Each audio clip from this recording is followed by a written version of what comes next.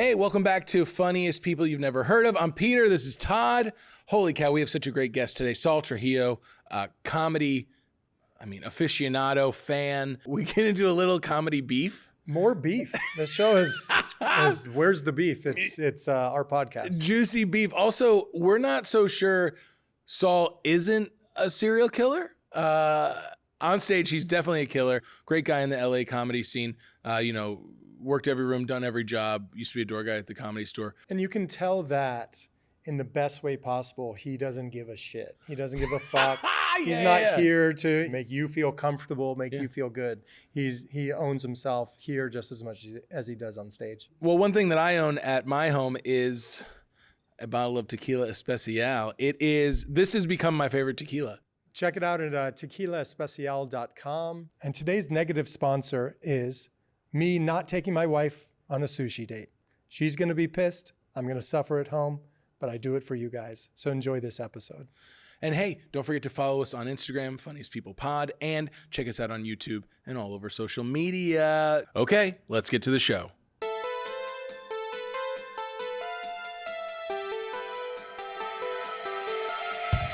Super exciting. Saul Trujillo, how's it going, dude? How's it going, man? Good. Hey, before we get into anything, I want listeners and viewers to, get the full rounded image of you. What could you draw them to, like your social media and stuff like that? Like, where could they find you? I mean, they just go to my website, saulcomedy.com. Okay. Yeah, that should give you all my information to my socials, all the next shows I got coming up, stuff like that. Great.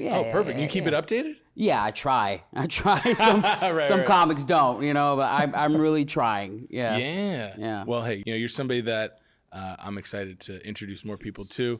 I think we worked together at the Improv and here in Hollywood a few times, and then you've got your own show at the Comedy Store. Yeah. How does one come to have their own show at the Comedy Store? It was a lot easier for me to do it because I was a door guy there. Yeah. So so it's kind of family, kind of like, and the store is very like, this is a store guy, this is a store person, and then so I feel like they grow with you. Yeah. So they gave me the opportunity in having my own show, and you get like one or two before they're like, no more. Cord, yeah. You've brought, like, the last two have had 9 to 10 people who were like, you have to. So like I found my tricks to, obviously I was lucky enough to get the show, but then my tricks of just like keeping the show. It's one thing getting a show at the store. It's another thing about keeping it, getting butts and seats. And it's already so hard just being a stand-up comedian and getting opportunities. Part of the job description is not necessarily being a producer. However, that seems more required these days, right? Like, what do you think about that? It's always been a requirement. Yeah. It's just the comics, some of us are just, we got this, we don't say it out loud, but we're like, I'm an artist and I'm good at the art part. I'm not good at the promoting part. But you're promoting yourself. First and foremost, if you are, the end game of this is to make money off of this. Even though I am one of those guys who's like, I am a terrible promoter. Right. I'm terrible at making money. But somehow, I Kramer my way into rent. You know what I mean? I stumble my way into money and then I figure that's the best way of doing it for me, is not really worrying about the money, worrying about promoting myself, and then it'll just settle itself. It's been working so far, but it'll backfire. You got enough, exactly. You got enough responsibility just keeping that hair up to date. You got some of the sickest flow in LA. Yeah. I don't feel like I have to explain the mullet as much in Canada, but I will, because people aren't used to it on a Mexican face. I go, I don't know. And what do they say about mullets, everybody? Business in the front? It don't work like that with this face. With this face, it's very much missing child's poster in the front, and then guy who kidnapped that kid in the back. There's so many eras. It's been well documented in the Comedy Store. The dark era, Richard Pryor era. I think it was even said, it was like, I think Pauly Shore said this. It was like Richard Pryor in the 70s, Dice in the 80s, Pauly Shore in the 90s. And then no one talks about Tommy the Booker in the early 2000s. Well, that's like the dark era. That's the dark era. I don't know this guy. I just know of him. They're really? Like, this guy would do this. This guy was racist. Tommy was this. Tommy was that. And I was like, I don't even know the guy. You don't have to, you could bleep it, or we're not saying his last name, but I don't know this guy. I don't even know if he's alive. Oh, really? I don't know where he is. I don't even know what he looks like. Nothing. Tommy, hit us up in the comments if you're out there. Exactly. Tommy, apparently you're racist. Hit us up. Well, before we move too far into present day, you know, I actually met Tommy once. I had a friend from Florida who we grew up together, and he was like the coolest kid in high school. Yeah. Because he had a jacuzzi and his mom was never there on the weekends, right? And That kid needed a hug. Yeah, exactly. Yes, exactly. Yeah. And so I helped him move from Florida to LA. One of his first jobs was an assistant under Tommy. Oh, shit. So then when I moved out here about a year and a half later, he put me on the potluck and I met Tommy, and just kind of like every story you hear about him is true. Just like not a great guy, you know, to be as political as possible. And he gave me some really good notes about me being on stage. He was like, I could see you being ready, but you just got to be yourself up there. And I was doing an impression of a stand-up comedian. It seemed like early on, you know, with like, you know, just with the way that I would move and what I had seen before and like people who I admired. But, you know, with you, what was your introduction to the Comedy Store? And, you know, what was it like? Because it's very intimidating to a lot of people. And I don't know a single person. I can probably name one or two people that weren't intimidated by the Comedy Store, but you know, it's such a legendary place. How could you not be? I was a part of the pack of cheaters, like the guys who've been doing it in 8 to 10 years, who had decided to go like, it's not working out in LA. I'm gonna go sweep at the Comedy Store and kind of cheat code my way through there. And there's been a couple of guys like me and then my buddy Chris Riggins, all these guys who didn't develop with the store. Mitzi Shore would have never hired us. Right. Because she didn't develop us. Right. She was looking for somebody to like, this is a store person. Yeah. I had already 3/4 of the way found my voice. That was 9 years in. Yeah. It was like, you know, I was still kind of on the cusp of like, still like, I was comfortable with who I was, but I feel like the way I have my voice now is because of LA. It's because of like the last 2 years, I've been doing it 14 years. Mm-hmm. So like the last 5 years in LA has been absolutely fucking nuts. You know, just from living in my car to getting past the store. It was all just so fast and surreal, but it was important. You know, I can't imagine to be starting here. Right. That's crazy. That's a good bit of advice then. Don't start here. Because LA, you know, it needs to be said, LA is like a showcase town. Yeah. And the first time someone sees you, let me know if you agree with this. The first time someone sees you, they will form their full opinion on you, and it's very hard to break that. Yeah. You think that's true? Yeah, I think so. Yeah. So immediately when I had gotten here to that like I said, the 8 to 10 year, I already had 3 minutes, 5 minutes, 10 minutes, 15. I had an hour that I was doing 3 minutes at a time at these open mics at the store. They're like, oh, this guy's great. I'm like, yeah, fucking I hope so. I've been doing it 9 years. And I'm competing against guys who are 3-4 years in. Right, so it's not necessarily fair. Like you've either got to be a phenom or I could see like, and this is where Carlos Mencia would see like a younger comic's bit and go, oh, this is all he has to add to that. Oh, and a good older comic will either go up and give him that tag or go, he'll find it. Yeah. But a bad older comic will go, I'm gonna take that premise. But see, that's what I'd see at these mics. Right. I'd see comics that are just figuring it out. So to be honest with you, it was easier for me to become that, and I had all the vouchers. I had a lot of vouchers from guys who were door guys already, and guys who were past already, who they already knew who I was. So it's like, I was a part of like the Dave Waits. I don't know if you know who Dave Waite is. Yeah. Tonight Show. Yeah. He was a door guy. Right. Like I said, the Chris Riggins, like all these vetted comics that became door guys and then got passed really fast. Yeah. I mean, they were just crushing because they've been doing it for so long. That is such a coveted spot. Yes, of course. And, you know, from your experience doing it, how do you see people get into that position, and like, you know, what is its significance for anyone listening? Bobby Lee was a door guy. Right. Mark Maron was a door guy. I mean, you're pretty much doing minimum wage blue collar work for stage time. Yeah. You're sacrificing I sacrificed like a lot. Like I'm married, like a lot of time with my wife for this. So the significance means everything. You know, you become kind of like open micers look up to you, which is weird. It is super weird. Like, oh, this guy, I'm like, that guy's a fucking door guy. Who cares? They'll look at him, they'll revere them. And I'm like, don't fucking revere Eric Rocha. Yeah, nobody should revere Eric Rocha. I've been on the road with Eric.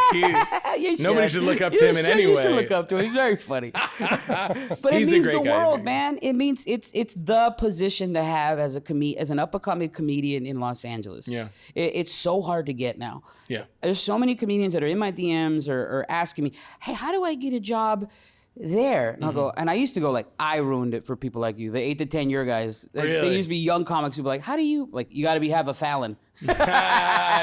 You got to have a Comedy Central credit just to be a door guy. And then they took that away. They are hiring younger guys who are like, they just passed Cooper Lyden. Yeah. Which His name on the wall. Yeah. I saw when they hired him, I was like, I see it. Yeah. I see it 100%. And he's becoming this. He's one of the only paid regulars right now I'm seeing, because he's got that young, fiery, open mic passion, who isn't fully afraid to bomb.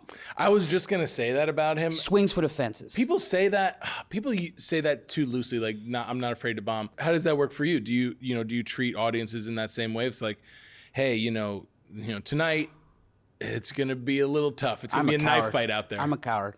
Really? I was gonna say a big name, and then I was gonna say the word coward after it, because this guy knows who he is. We're not ones to shy away from beef. So, name names here if you want. He does nothing but A game. He's done nothing but A game for the last 10 to 15 years. I love him to death. Yeah. But he does, some of the references are off. Yeah. And he still does that, and he crushes. Sure. But he hasn't recorded a special. Yeah. He hasn't, and I wish he would. I wish he'd do new material, because this guy's so funny. But he's been doing the same material for 10 to 15, and he's a legend. But it's like, he's the opposite of Cooper. He is scared to bomb. I've seen this guy like talk to him on the side, he is terrified to bomb. So he does the A game. Yeah. Some older guys, they develop that hour and then they cling on to it. And I'm trying to be not that guy. Right. I'm trying to develop, my process will be a lot slower than like your Sam Morrils or your Mark Normans, who's releasing a special every year. Nobody knows who I am yet, but it's like, I want to release a special every 2 years. Okay, 2 great. years. Yeah. That's how long an hour should take. Yeah. Why do you think that? Because, in my mind, when you say that, I'm like, yeah, what else would I be working on? Because, here's the thing. A comic now, I'm not going to name any names, they'll put out a genius 1 hour special. Mm-hmm. The next 2 or 3 are mid, because they're so fucking quick to put out an hour. It's like, what the fuck, man? There's so many things that could have been fleshed out to that joke. And you've said, sometimes it takes 2 years to perfect a joke. Do you still stand by that, or what goes into that, and what do you mean by that? You can put out a special, right? Like, anybody can put out an hour-long special, right? Yeah. But is it immaculate? Is it like everything that you wanted? Did you squeeze as many punchlines as you could out of that joke? How many laughs per minute? That's what I don't fucking hear anymore. LPMs. Yeah, you focus on that. LPMs. Okay, I'm trying to get. Let me know if this is too ambitious or not ambitious enough. I'm trying to get a laugh every 14 seconds. That's fucking pretty ambitious, but I like it. Okay, yeah, is that good. Do you think in those terms? I try and think, not necessarily in those terms, but how many I'm not thinking in seconds, but I'm thinking how many I can get, because maybe there'll be a big span, big gap of setup, like a minute worth of setup. The next minute better be pop, pop, pop, pop, pop, pop, pop. You know what I mean? It better be worth it. Those tags better come quick. They better and come the average, fast. then the average work. It's like a baseball player. It's like, you could go on a slump 0 for 20, but then if you go 2 for 3, and then the average works out.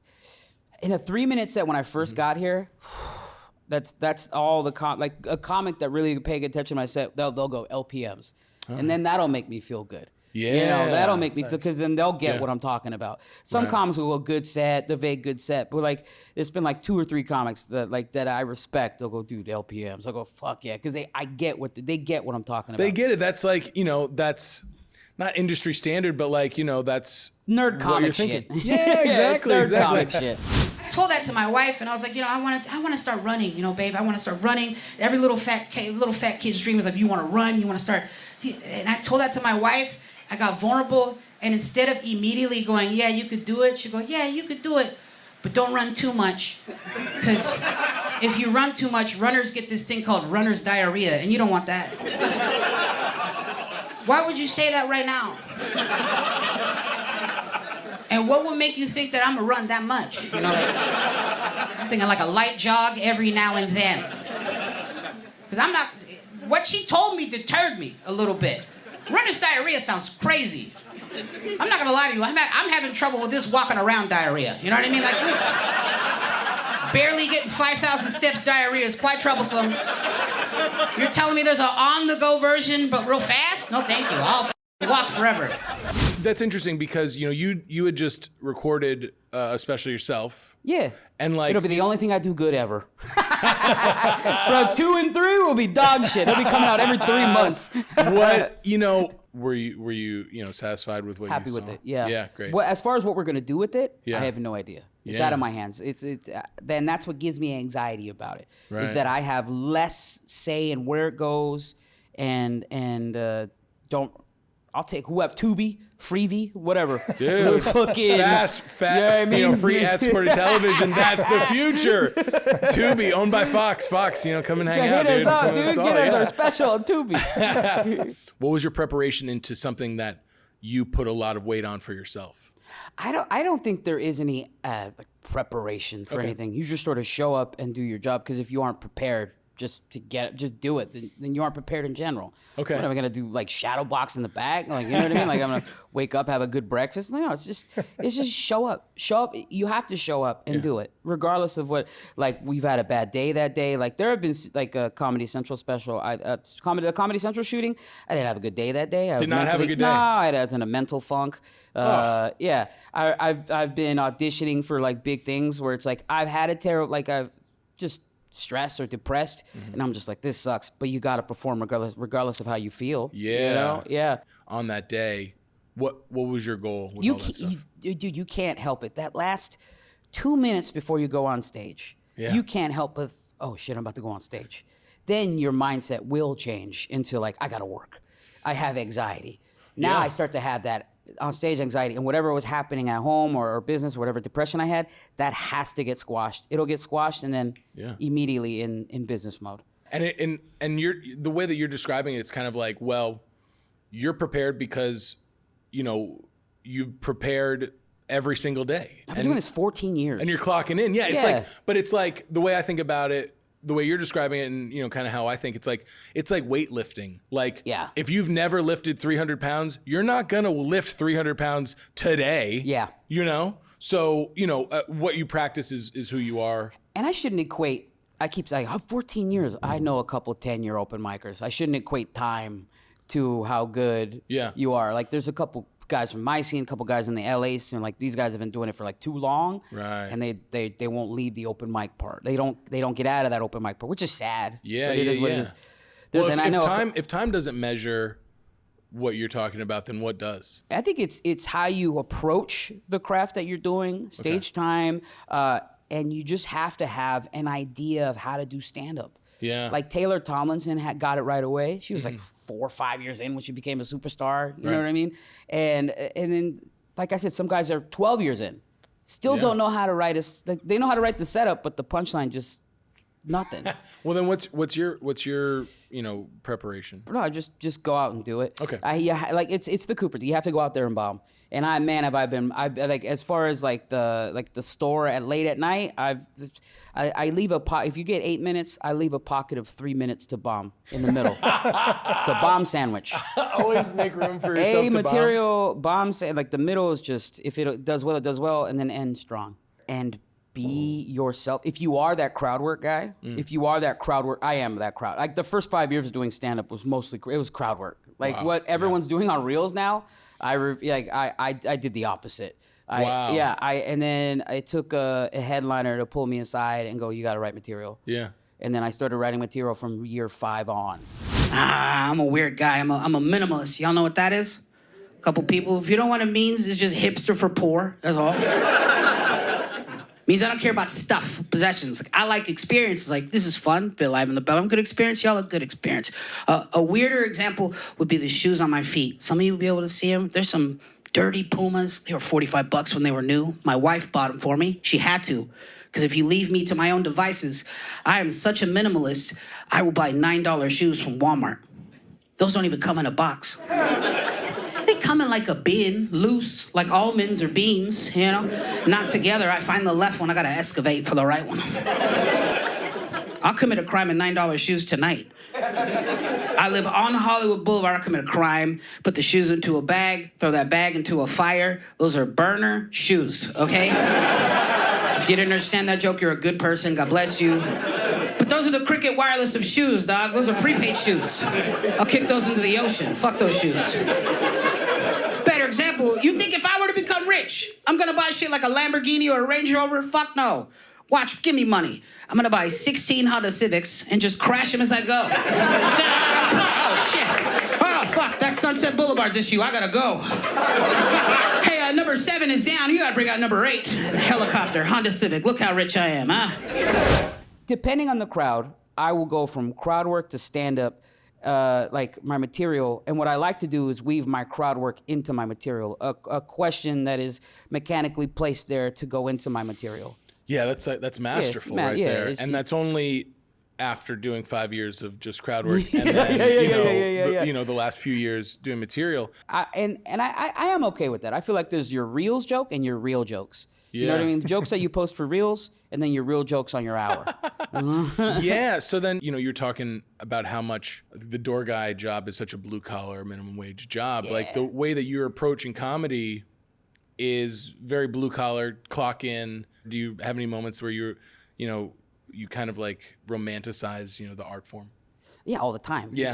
I'm an actual fan of comedy. Anytime a comedian goes, I don't watch comedy, it kind of bums me out. Yeah, that's kind of like a novice's perspective. Like, oh, well, I don't, you know, want to pick up something that they're doing or say it accidentally. It's like, dude, don't. It's one of the reasons I do watch comedy is to stay fresh. Yeah. Is to it's just like, oh, he has that bit. I have something that's pretty close. How can I either drop that bit in my set or make mine different, completely different? But like in your way of perfecting a joke, you kind of like you must get tags and ideas and directions off of the audience's reaction, and every version of that joke that you do is different based on the audience, right? Yeah, you got to work the room, man. Yeah. You got to be in the moment. You got to be present. You got to understand that, which I understand why crowd work comics do what they do. Yeah. And because it's weird to just go right into your jokes and then get mad and go, I want to perform my jokes.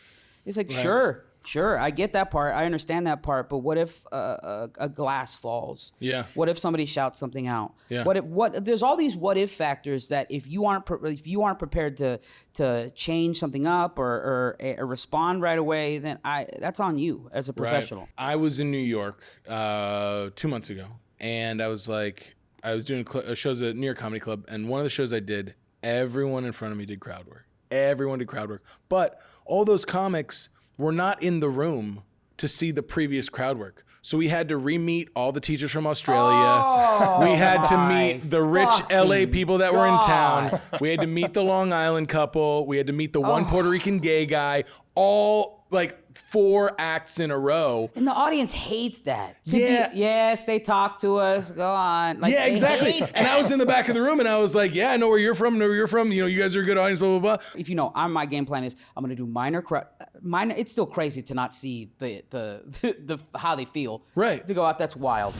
Are you raising your hand? What's up? I have a boy, but I want to have a girl, so who's the candidate? So, right?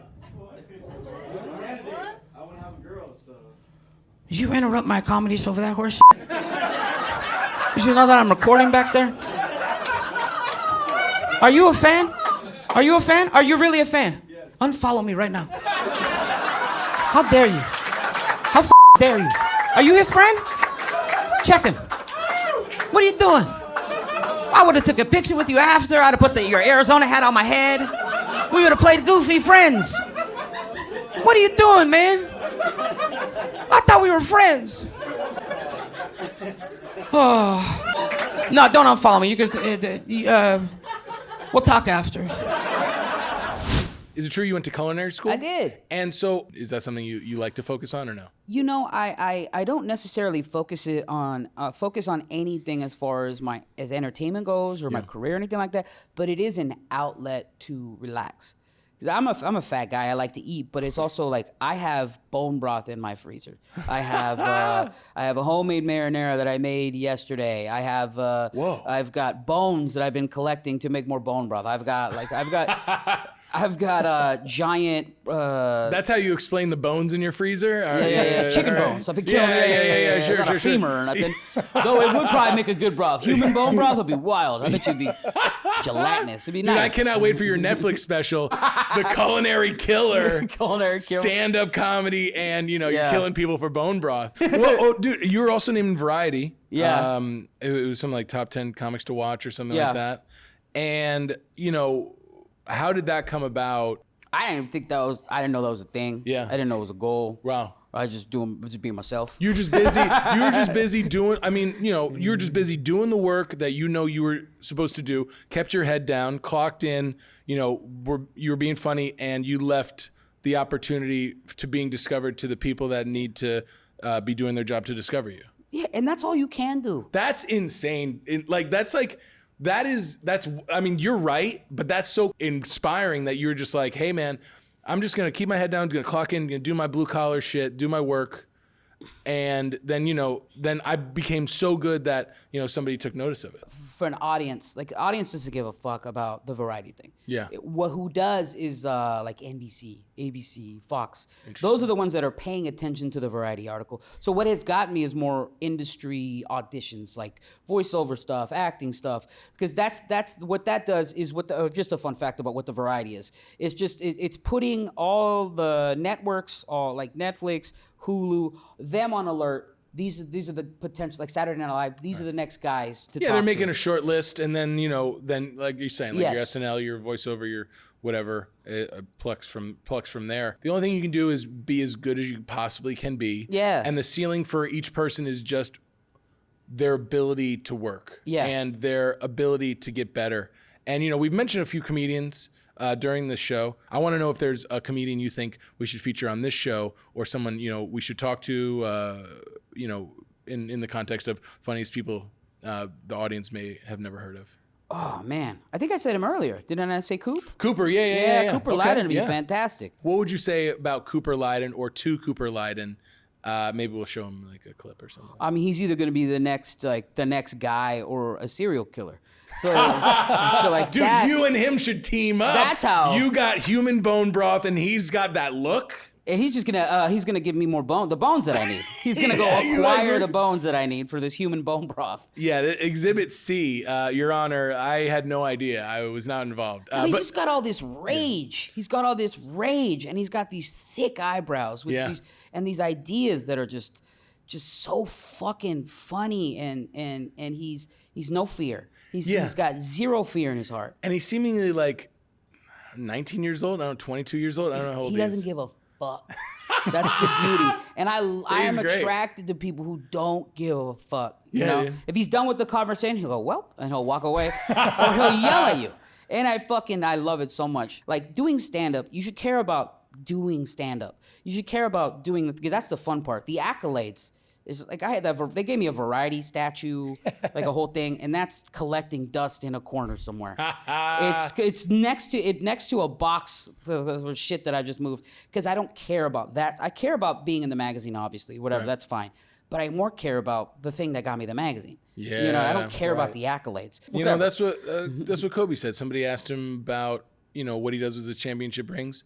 Wears it out one night, looks at it, and then he puts it on a shelf and he forgets about it. On to the next one. You're doing the thing. I don't have a day job. I'm doing stand-up full time. That's awesome. You know what I mean? Dude. That's the best. That's all I can ask for rent. Yeah. Of course, I want more successes to pay my bills. It's mostly to pay my bills so I can continue the lifestyle that I have. Yeah. But well, dude, I got to tell you this. Thank you so much for your time here. I appreciate it. Everyone listening, watching, thank you so much. Thanks to Todd. Shout out to Todd. And also Third Wheel where we're recording this. Chat with you next time. Take it easy. Bye. Funniest People You've Never Heard Of is a production of Toby or Not Toby Productions. Executive producer, Todd Fields. Producer and host, Peter Murphy. Studio space provided by Third Wheel. Theme song written and performed by Justin Fields. Brought to you by Tequila Especial. Don't forget to like and subscribe.